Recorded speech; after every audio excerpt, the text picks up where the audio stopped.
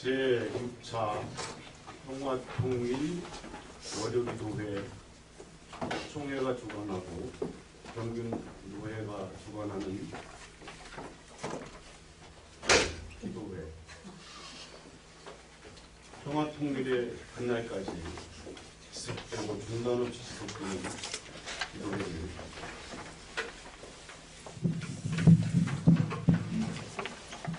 시작하겠습니다. 사랑하는 여러분, 오늘 우리는 한반도 평화와 통일을 기원하며 이 자리에 모였습니다.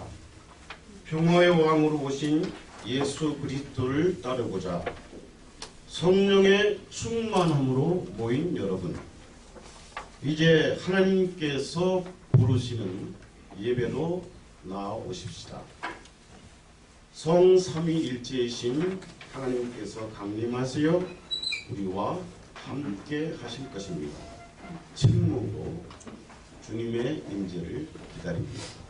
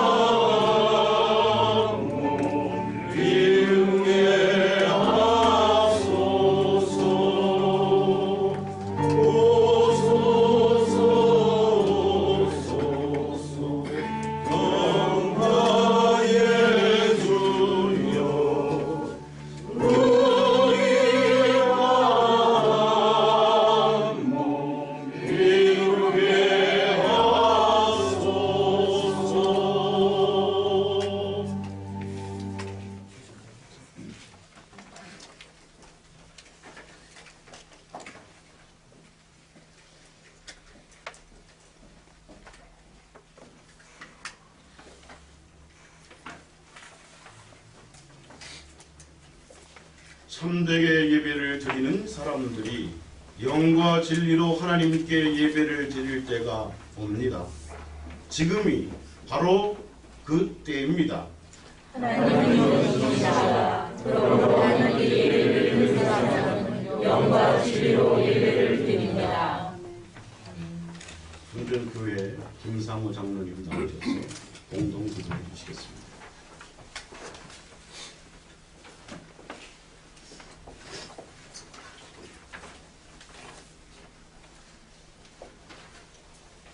막힌 담을 허물고 갈라진 것을 하나 되게 하시는 평화의 하나님, 그리스도의 고난의 십자가 은혜를 통해 우리를 화해의 직분을 감당케 하시고 이 땅의 민족 가운데 평화의 사도로 살아가게 하시니 감사를 드립니다. 긍휼의 하나님, 정전 협정 61년이 되었지만 이 땅에는 여전히 서로 남북이 총불을 겨눈 채 전쟁과 분단으로 인한 상처와 아픔을 안고 살아가고 있습니다. 분단의 아픈 상처를 보혈의 능력으로 만져주시고 남과 북이 서로 화해하고 용서하게 하시어 이 민족이 평화 공동체를 이루어가게 하여 주옵소서. 아멘. 남과 북의 정부가 당국 간의 신뢰를 위해 서로 믿음을 갖게 하시고 남북이 대화의 통로가 다시 열리게 하시며 한반도의 평화체제가 이루어지게 하여 주옵소서. 아멘. 생명의 하나님, 사람을 지으시고 심히 저와 또라 말씀하신 창조의 하나님, 해방과 함께 오늘까지 저 북녘에는 주민의 성분을 분류하고 체제의 절대 복종과 흠이 되는 백성들을 탄압하고 죽이고 추방하는 행위와 노예 같은 노동, 고문, 잔혹한 살인 행위, 강제 낙태, 강제 격리 등 악행을 저지르는 저들의 체제를 주님 막아 주옵소서. 아멘. 슬픔과 탄식하는 백성들의 울부짖음이 신부와 신랑의 노래로 바뀌게 하여 주옵소서. 아멘. 화해 하나님, 20여 년 나누어 살았던 야곱과 에서가 야복강을 건너서 화해하고 목을 껴안고 분예를 걸으며 오랜 갈등과 미움 원한을 품고 화해함으로 다시 하나 되게 하신 하나님, 이제 한국교회가 이 역할을 감당하게 하여 주옵소서. 아멘. 동독에라 부치아의 니콜라이 교회의 작은 기도 모임을 통해 독일 통일을 이루었듯 한국교회, 특별히 기장교회들이 한반도 통일을 위해 평화 기도 행진을 이어가며 통일의 선구적인 역할을 감당하게 하여 주옵소서. 아멘. 평화의 하나님, 남과 북의 평화의 번영의 길이 열리게 하여 주옵소서. 무뎌진 총과 칼을 쳐서 보습을 만들고 평화의 땅이 되게 하여 주시고 평화의 바다를 이루게 하여 주옵소서. 아멘. 남북 경제연합을 통해 한반도에 경제시대를 열게 하시고 대륙으로 가는 평화의 길을 열게 하여 주옵소서. 아멘. 이제 우리 모두가 통일의 비전을 바라보며 이제 한국교회가 바른 신앙으로 잘못된 것을 고치고 부패한 것을 도려내며 하나님 앞에 신실한 예배 공동체로 거듭나게 하여 주옵소서. 이 땅의 교회가 일성인 통일이 아닌 오랜 기간의 기다림과 인내와 차이를 인정하고 상대 입장에서 생각하는 역지사지의 사랑으로 통일을 위해 기도하고 나누는 오랜 기다림의 역할을 감당하게 하여 주옵소서. 아멘. 이 시간 말씀의 정 노회장님, 강성우 목사님의 귀한 말씀을 우리가 듣습니다. 귀한 정 성령으로 붙들어 주시고 말씀의 능력으로 말씀을 선포하게 하시고 오늘 시대에 주시는 평화의 말씀, 생애의 말씀으로 응답되게 하여 주옵소서. 우리를 정의와 평화로 이끄시는 예수 그리스도의 이름으로 간절히 기도드리옵나이다. 아멘.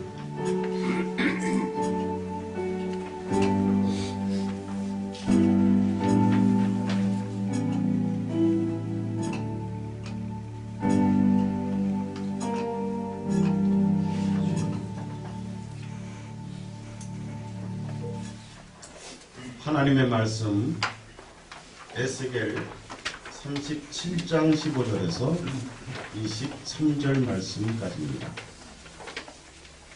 한양순 장로님, 경기노회 신도부장님이신데 나오셔서 성경 봉독해 주시겠습니다.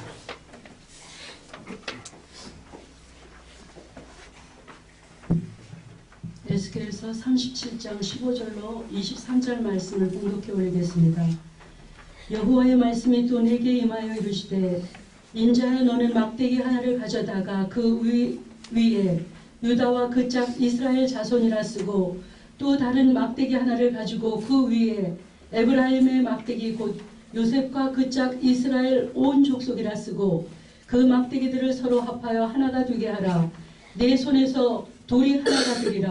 내 민족이 내게 말하여 이르기를 이것이 무슨 뜻인지 우리에게 말하지 아니하겠느냐 하거든 너는 곧 이르기를 주 여호와께서 이같이 말씀하시기를 내가 에브라임의 손에 있는 바 요셉과 그 짝 이스라엘 자녀들의 지파들의 막대기를 가져다가 유다의 막대기에 붙여서 한 막대기가 되게 한즉 내 손에서 하나가 되리라 하셨다 하고 너는 그 글 쓴 막대기들을 무리의 눈앞에서 손에 잡고 그들에게 이르기를 주 여호와께서 이같이 말씀하시기를 내가 이스라엘 자손을 잡혀간 여러 나라에서 인도하며 그 사방에서 모아서 그 고국 땅으로 돌아가게 하고 그 땅 이스라엘 모든 산에서 그들이 한 나라를 이루어서 한 임금이 모두 다스리게 하리니 그들이 다시는 두 민족이 되지 아니하며 두 나라로 나뉘지 아니할지라. 그들이 그 우상들과 가증한 물건과 그 모든 죄악으로 더 이상 자신들을 더럽히지 아니하리라. 내가 그들을 그 범죄한 모든 처소에서 구원하여 정결하게 한즉 그들은 내 백성이 되고 나는 그들의 하나님이 되리라. 아멘.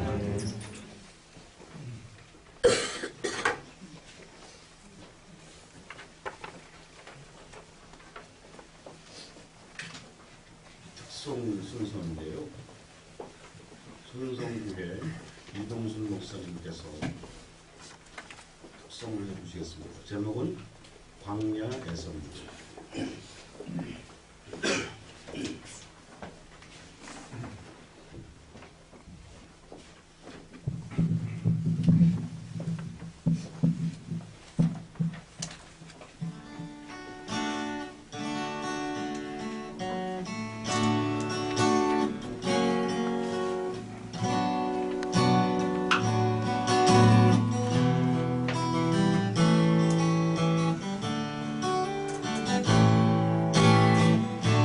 지키는 가슴 안고 사라졌던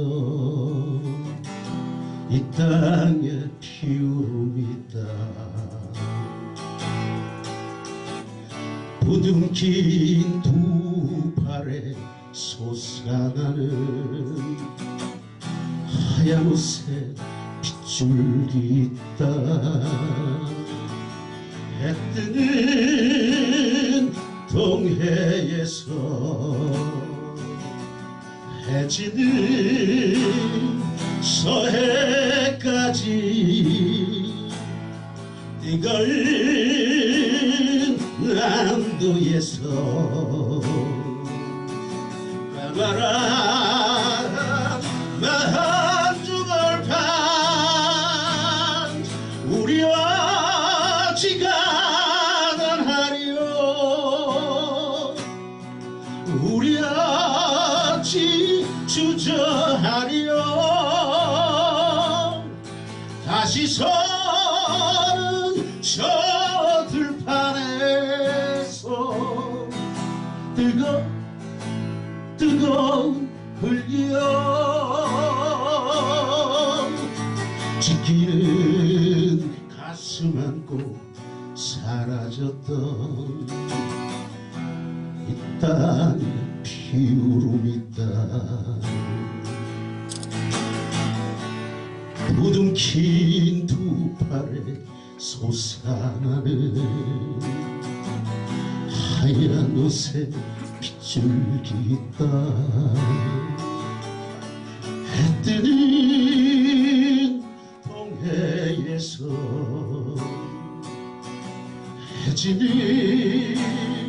서해까지 뜨거운 남도에서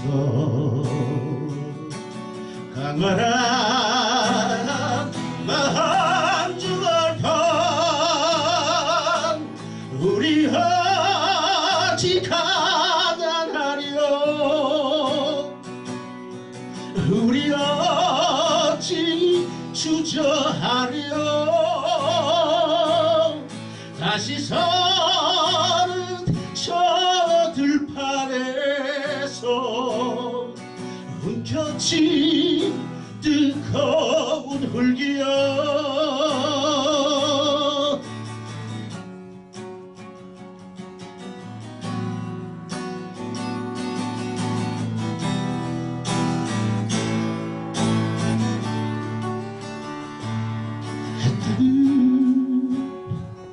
동해에서 해진 서해까지 뜨거운 남도에서 광활한 만주벌판 우리 어찌 가난하려 우리 어찌 주저하려 다시 서는 저 들판에서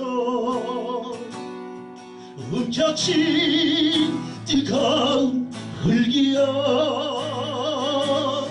다시 서는 저 들판에서 움켜쥔 뜨거운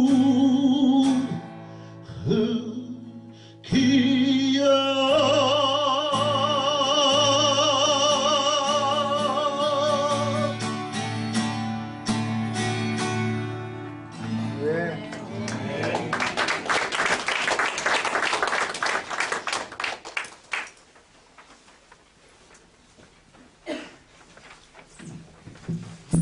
지금은 경기노회 노회장님이시고 수원교회 담임 목사님이신 강성우 목사님께서 동남은 하나고 하나님의 백성입니다 라는 제목으로 하나님의 말씀 증거해 주시겠습니다.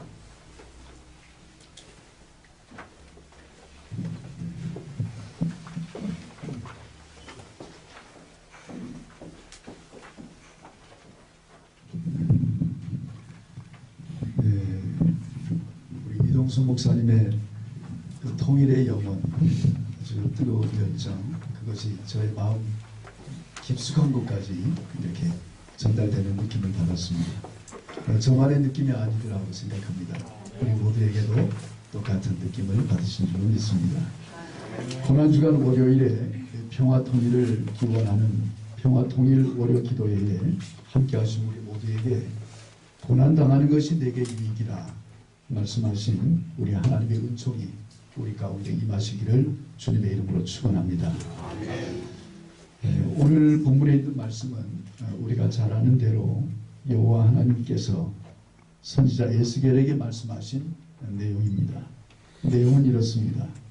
오늘 본문 17절에 있는 말씀에 두 개의 막대기를 하나로 만드는 에스겔의 행동이 무엇을 의미하는지, 그 당시 바벨론 포로 생활 중인 유다 공동체가 물을 것을 예상한 그런 내용의 말씀이 담겨져 있습니다. 여호와께서 에스겔에게 말씀하시기를 막대기 하나 가져다가 그 위에 유다라고 쓰고, 그러니까 남왕국 유다, 그리고 또 이스라엘, 북왕국 이스라엘 자손이라 쓰고, 또 다른 막대기를 가지고 와서 그 위에 요셉과 그리고 이스라엘 온 족속이라 쓴 후에 그 막대기를 서로 합하여 하나 되게 하라, 이렇게 말씀을 하고 있습니다. 한 가지 우리가 눈여겨보아야 할 말씀은 바로 여기 17절에 있는 말씀인데, 하나님께서 에스겔에게 남유다를 상징하는 막대기와 북이스라엘을 상징하는 막대기를 가져다가 하나 되게 하라는 말씀입니다. 즉 막대기를 합하는 행위를 하라는 명령을 담고 있는 반면에 19절에 있는 말씀을 보면 북이스라엘의 막대기를 가져다가 남유다의 막대기에 붙이라, 이렇게 명령을 하고 있습니다. 이것은 통일왕국의 재건이 남유다를 중심으로 이루어질 것을 강조하는 그러한 표현이라고 하겠습니다. 그리고 에스겔서 38장 18절에 있는 말씀을 보니까 혹시 내 백성 이스라엘이 도대체 이 말씀이 무슨 뜻이냐고 묻거든 내 손에서 유다와 이스라엘이 하나 되게 하리라 이렇게 말하라고 하십니다. 구체적으로 말을 하면 여러 나라 사방에 흩어져 있는 이스라엘 자손들을 모아서 고국으로 돌아오게 하겠고 한 나라를 이루어 한 임금이 다스리게 하리라고 하였습니다. 그리고 다시는 두 민족이 되지 않게 하겠다 하는 말씀을 의미로 말씀을 해주고 있습니다. 그러나 당시의 시점에서 볼 때 이 남유다, 이 유다 공동체는 바벨론 포로 생활을 하고 있는 때였습니다. 그리고 그 앞에 기원전 722년에 멸망한 북이스라엘을 아우르는 그래서 포로 생활 가운데 있는 남유다 백성들 그리고 이미 망해버린 북이스라엘의 백성들 이 백성들을 아우르는 통일 왕국이 다시 재건될 것이라고 하는 이 예언의 말씀을 두고 말할 때 사실은 그때 상황을 두고 우리가 생각한다면 그 사실을 그대로 받아들이기는 참으로 쉽지 않다 이렇게 볼 수가 있다는 것입니다. 그러나 이 하나님의 말씀은 한 임금 곧 메시아이신 예수 그리스도를 통해서 이루어 주셨고 오늘날에도 예수님을 믿음으로 하나님의 자녀가 되는 권세 그리고 하나님이 다스리시는 나라 곧 하나님 나라 백성이 됨을 볼 수가 있는 것입니다. 저는 베이비 부머입니다. 그러니까 베이비 붐 세대입니다. 이렇게 말하면 우선 떠오르는 우리의 생각 가운데는 베이비 부머들의 노후를 생각을 안 할 수가 없겠죠. 통계를 보니까 베이비 부머들 가운데 20% 이상이 노후 보장이 안 돼 있는 상태라고 하는 통계를 보았습니다. 가만히 생각해 보니까 나도 그 20% 속에 들어가는 한 사람인 것 같다 하는 것을 생각해 보았습니다. 이 베이비 부머, 베이비 붐 세대들만의 추억이 있습니다. 혹시 여러분들 가운데 그런 분들이 계시다 봅니다만 추억이 있는데 어떤 추억이 있느냐 하면 방공, 방첩, 멸공, 알갱이, 무찌르자 오랑캐, 간첩신고는 111 또는 113 뭐 이런 것이 우리 베이비 부모의 머릿속에 아직도 남아 있습니다. 이런 표어들의 글씨는 빨간 글씨로 되어 있어요. 그리고 지금은 초등학교라고 얘기하지만 국민학교 때 그때 숙제는 또 아니면 무슨 행사를 하면 표 짓기를 합니다. 여기에 방공, 방첩에 대한 표를 짓기도 하고 그리고 포스터 그리기도 합니다. 이것이 숙제였던 그런 생각이 납니다. 또 한 가지는 간첩 신고는 5천만 원. 이렇게 그런 용어들을 아직도 저는 기억해 봅니다. 사실은 지금도 변함없이 6.25 전쟁, 민족 상잔의 상처와 아픔이 남아 있는 것이죠. 그러나 분명한 것은 전쟁을 치룬 당사자들은 그렇다소 치더라도 백성들은 북이든 남이든 모두가 피해자 아닙니까? 그래서 60년 아니 정확하게 말해서 60년이 지난 지금 아직도 그 상처와 아픔은 계속되고 있다는 것입니다. 지난 3월에 박근혜 대통령은 네덜란드 코펜하겐에서 있었던 세계 핵탐축 회의에 참석을 하고 곧이어서 독일을 불렀습니다. 독일 통일 이전의 동독이었던 드레스덴 그곳의 공과대학교에서 이런저런 이야기를 했습니다만 그 가운데 대한민국의 통일을 위해 독일을 통일 벤치마킹을 하겠다 하는 그런 이야기를 했습니다. 우리가 독일 통일을 생각할 때 실제로 이 독일 통일은 독일 교회 그러니까 서독교회와 동독교회 이 교회들이 중심 역할을 했던 것을 우리는 볼 수가 있습니다. 참으로 놀라운 것은 서독교회는 분단된 직후였던 1950년대부터 사회봉사적인 차원에서 동독교회를 지원했습니다. 그리고 서독교회는 통일 직전까지 끊임없이 이 동독교회뿐만 아니라 동독교회에서 운영하고 있는 유치원, 그리고 양로원, 요양원 등 사회봉사기관들을 재정적으로 지원해 왔다고 합니다. 놀라운 것은 우리나라 통일부가 확보한 자료 속에 독일 연방하원조사위원회 보고서에 따르면 1990년, 그러니까 동독 서독이 통일되던 해입니다. 이 통일될 때까지 총 1055억 5천만 마르크. 이 숫자는 우리가 그냥 그대로 받아들이니 이해하기 어렵습니다만 2001년도 기준으로 해서 우리나라 돈으로 환산하게 되면 62조 7천억 원이라고 합니다. 이렇게 현금과 물자를 동독에 제공해 왔다고 합니다.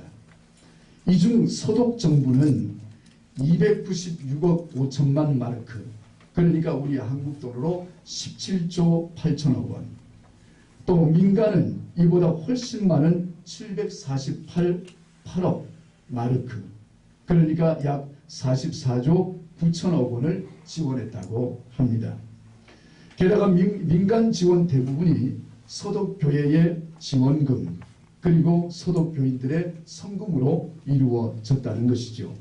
이것을 감안하면 전체 동독 지원 액수는 무려 72%가 우리 독일 교회, 서독 교회가 감당을 했던 것을 우리가 통계로 볼 수가 있습니다. 1948년 독일 교회는 독일 교회 협의회 에카데라고 하는데 이 협의회를 통해서 힘을 그대로 모았습니다. 그리고 1949년부터 2년마다 한 번씩 치러지는 동독 지역에서 키리헨탁이라고 하는 교회의 날을 통해서 동서독 주민들 간의 광범위한 접촉과 만남이 이루어졌다고 합니다. 참으로 감동적인 이야기가 하나가 있습니다. 지금 현재 독일의 총리인 앙겔라 메르켈이라고 하는 이 총리가 있는데 이 총리의 아버지 카스너라고 하는 아버지가 목사님이신데 이 카스너 목사는 1954년 서독 함부르크를 떠나서 동독으로 평화를 위한 이주를 했다고 합니다. 그러면서 그 카스너 목사님은 우리가 서독에서 동독으로 넘어가 평화운동을 해야 한다 하는 그러한 기치를 들고 1954년이니까 대단히 일찍이 이렇게 서독에서 동독으로 평화를 위한 그러한 이주를 했다고 합니다. 분단 직후 이 카스너 목사님처럼 동독으로 요나의 길을 떠난 서독 목사님들이 약 300여 명이나 됐다고 하니까 참 대단한 숫자라고 할 수가 있겠지요. 그 요나의 길은 한마디로 말하면 고난의 길이지요. 그것을 알면서도 소명의식을 가지고 신앙의 불모지로 나아갔던 이 서독 목사님들의 순교자적인 결단은 오늘날 독일 통일의 미랄이 되었다고 합니다. 이러한 참여에는 킬체인 소ци알리스무스, 사회 속의 교회로서 종교적 성지 역할을 했다고 평가를 받고 있습니다. 한 예를 들어서 롤란트 가이펠이라고 하는 목사님이 있는데 이 목사님은 1960년 서독 마인츠에서 동독으로 그는 이주를 했습니다. 요나의 길로 이렇게 이주를 했습니다. 그는 동독 튀링겐주에 있는 도시 게라라고 하는 도시로 가가지고 그래서 문화, 예술, 환경 문제를 연구하는 청소년 모임을 만들었다고 합니다. 그는 1981년 칼을 쳐서 보수로라고 하는 말을 외치면서 공동체 모임을 범사회 전체 평화운동으로 발전시켰다고 합니다. 이 때문에 가이펠 목사님은 이듬해 사회 혼란을 야기했다는 이유로 해서 그래서 재판에 회부되기도 했습니다. 이런 노력, 이런 헌신들, 이런 희생으로 동독교회는 분단 시절 동독 주민들의 안식처였을 뿐만 아니라 반체제 인사를 보호하는 민주화의 성지, 이 역할을 감당했습니다. 동독 정부의 마지막 수장이었던 여러분 기억하시는지 모르겠습니다만 로타르드 메지에르라고 하는 이 총리가 있었습니다. 동독의 마지막 총리입니다. 이 총리는 훗날 이런 말을 했습니다. 교회는 정치적 반대 세력의 보호자인 동시에 법률의 보호를 받지 못하는 자들의 변호사였으며 비폭력 원칙을 고수함으로써 동독의 혁명과 통일을 완결케 했다. 이렇게 동독교회를 평가했다고 합니다. 기도 가운데 우리 장로님 기도 가운데 있었습니다만 니콜라스 교회 저도 가보기도 했습니다만 이 니콜라스 교회가 운동을 벌인 것이 지금 우리가 이렇게 기도해야 하는 이런 모임이었다고 말하고 있습니다. 이 성 니콜라스 교회가 시작한 매주 월요일 평화의 기도는 동독 전역에서 여행의 자유, 다시 말하면 이주의 자유, 표현의 자유, 경제 제도 개혁 등을 요구하는 대규모 시위로 확산되기도 했다는 것입니다. 니콜라 교회에서 시작한 이 월요 평화 기도가 이것이 바로 이 여행의 자유, 표현의 자유, 그리고 경제 제도 개혁 등을 요구하는 그런 시위, 대규모 시위를 이끌어간 그런 모임이 되었다 하는 것이죠. 그래서 굳이 말한다면 오늘 우리의 기도회가 이 성 니콜라스 교회의 월요 평화 기도회와 그 맥을 같이 하고 있지 않는가 이런 생각을 해보았습니다. 또 하나 있습니다. 게세마네 교회라고 하는 교회가 있는데 이 교회는 동독 정권의 심장이었던 수도 동베를린에서 정치범을 위한 기도회를 열었다고 합니다. 민주화 운동의 구심점이었고 반체제 인사들의 안식처 역할을 했다고 합니다. 동독의 인민회의 의장이었던 호스트 진더만, 이 진더만이라고 하는 사람은 통일을 위해 이런 말을 했습니다. 우리는 통일을 막을 만반의 준비를 했었다. 통일되지 않도록 만반의 준비를 했었다. 모든 정보를 막을 수 있었고 사회 여러 단체의 활동도 막을 수 있었다. 하지만 단 하나만 대책이 없었다. 그것은 바로 교회의 기도와 촛불이었다. 이렇게 진더만은 말하기도 했습니다. 독일 교회는 통일 이후에도 분단의 상처를 치유하고 사회 통합에 앞장섰습니다. 분단 시절 서독교회와 동독교회가 형제로 상호 연계를 구축을 하고 지속적으로 교류해 온 것이 바로 원동력이 되었다고 하는 것이죠. 또한 다양한 연대를 통해서 동서독 주민들의 심리적 장벽이었던 이런 말이 있습니다. 오시와 배시. 아마 여러분들 들어보셨을 텐데 이 오시와 배시는 아주 나쁜 속어입니다. 그러니까 오시라고 하는 것, 이 말은 무슨 말이냐면 게으르고 불평만 늘어놓는 놈, 이런 아주 질이 나쁜 그런 용어지요. 이 오시, 그러니까 한마디로 얘기하면 동독놈, 이렇게 말하는 의미입니다. 오시, 이렇게 서로 비방을 했다는 거죠. 그 다음에 배시라는 말이 있는데 이것은 서독 사람을 말해요. 서독놈.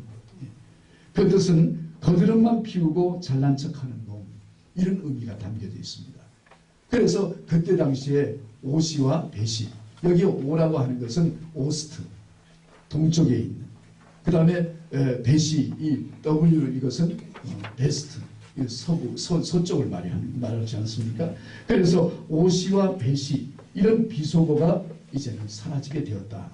이것이 동독교회와 서독교회가 힘써서, 힘을 합쳐서 운동한 결과의 모습 중에 하나였습니다. 나는 아직도 기억이 생생합니다. 지금으로부터 한 25년 전 기억인데 우리 박정환 목사님이 그런 이야기를 했습니다. 세미나 시간에 피스존을 만들자, 평화의 존을 만들자, 이런 말이었습니다. 그럼 어떻게 만드느냐? 그것은 우리나라의 비무장지대, DMZ 지대를 세계 영구적 평화의 지대로 만들자 하는 그런 이야기를 듣고 또한 서로 나누기도 했습니다. 그러니까 스위스처럼 우리나라를 영구 중립국으로 한번 만들어보자. 그래서 우리나라를 평화의 상징국가로 만들자는 것이죠. 그 이유는 국제정세와 지정학적으로 두고 말을 할 때 미국, 중국, 러시아, 일본 등의 강대국들이 우리나라 한반도를 둘러싸서 자국의 유익을 위해서 끊임없이 자기들의 뜻대로 이루어가고 있다는 것이죠. 이런 상황 속에서는 우리가 한번 이런 부분도 한번 연구해 볼 필요가 있겠다 하는 그런 이야기를 25년 전에 듣기로 했습니다. 오늘 본문 말씀대로 하나님께서 이스라엘을 하나 되게 하시듯이 우리 남북한 역시 하나님께서 하나로 만드시도록, 다시 말씀드리면 평화 통일을 이루어 주시도록 우리 한국교회가 깨어있기를 우리는 기도하고 힘써야 될 줄로 믿습니다. 기도하겠습니다. 하나님, 분명 우리 주님의 뜻이 있음을 믿습니다. 하나님께서 평화 통일을 이루어 주시도록 우리는 기도하고 힘써야 할 줄로 믿습니다. 하나님, 우리에게 믿음을 더하며 주시옵소서. 예수님의 이름으로 기도드리옵나이다. 아멘.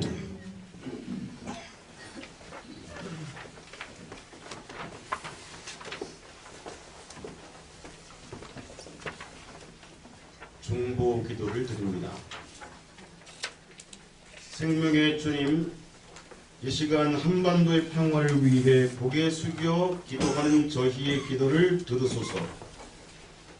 남과 북에 그리스도의 사랑이 충만하여 정의와 평화로 하나가 되기를 소망하는 저희의 기도를 들어주소서.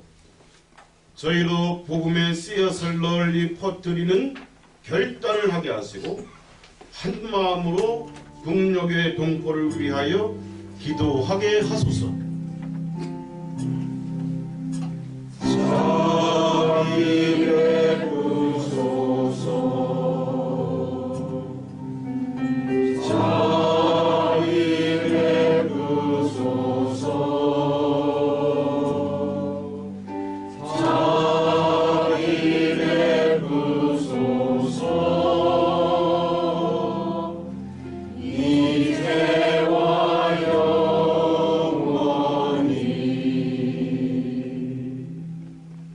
평화의 주님, 여전히 전쟁의 긴장 속에 있는 한반도를 불쌍히 여겨 주소서.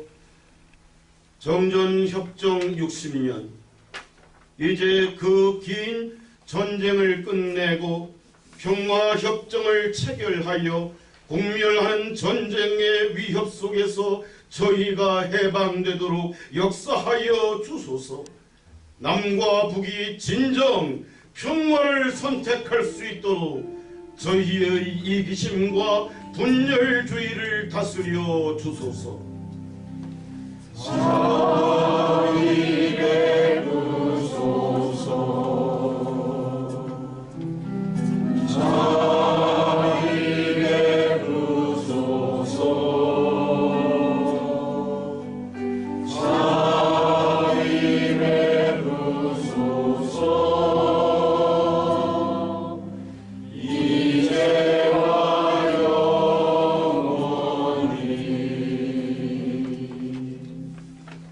정의의 주님, 한반도 분단으로 인해 고통당하는 이들을 위하여 기도하오니 주님의 정의로서 분단을 조장하는 악의 세력들을 심판하시고 평화를 이루어 주소서.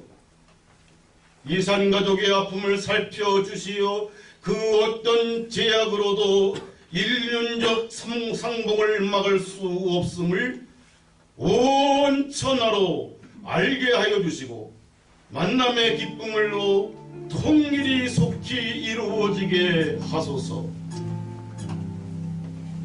자비 베푸소서. 자비 베푸소서. 자비 베푸소서. 이제와 영원히.